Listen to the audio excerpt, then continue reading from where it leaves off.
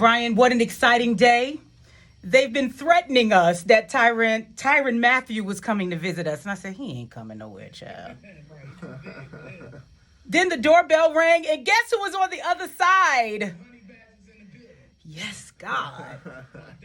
How y'all doing? Good morning. We are so excited to have you here. We are huge fans, of course, of the Kansas City Chiefs. As you know, being a member of the team for the time you have, that there are no fans like the Kansas City Chiefs fans. Yeah. I mean, first of all, thank you guys for having me. But yeah, I mean, I've heard, a lot of stories, especially last year, coming here, through free agency. I think one of the biggest things that stuck out was the fans and, how they really represent. So I was excited to get in front of them, play in front of them, and it all worked out for us this year. My God. It just feels so good to have the best safety in the league on the team. Thank you.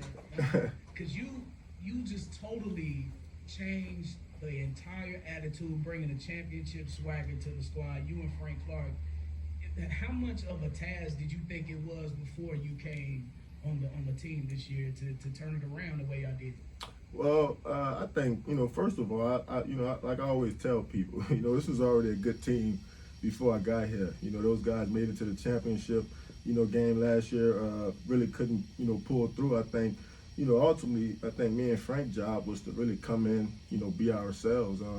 I think me and Frank are just two people that, really love football. I think we've been through a lot. We've seen a lot in our life. So I think for the most part, we're able to keep this balance, with this life of football. And, that's what we try to give to the guys around us. Tyrann, the things that you've done on the field are, of course, of note. But the things that you're doing in the community, that's something, Brian, that we should highlight.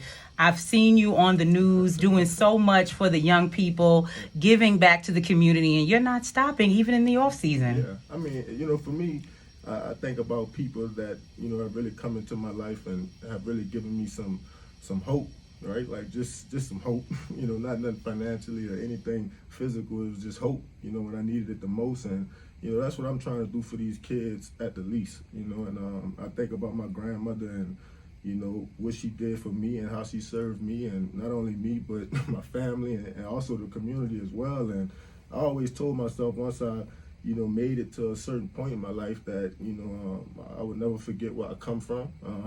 I will always look for the people that, remind me of me, those people that, grew up in broken homes and, really just unfortunate situations.